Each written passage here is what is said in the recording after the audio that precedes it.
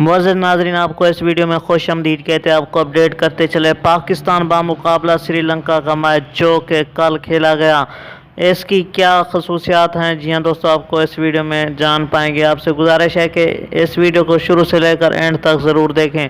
आपको अपडेट करते चलें पाकिस्तान की शानदार कारकर्दगी की बदौलत पाकिस्तान क्रिकेट बोर्ड ने मेहमान खसूसी के तौर पर इंडिया भी रवाना हो चुकी हैं। जी हाँ दोस्तों, आपको अपडेट कर रहे हैं मोहम्मद रिजवान की शानदार बैटिंग की बदौलत और अब्दुल्ला शफीक 100 रन्स बनाकर नुमाया रहे। जी हाँ दोस्तों, पाकिस्तान को फतह से हमकिनार करवाया।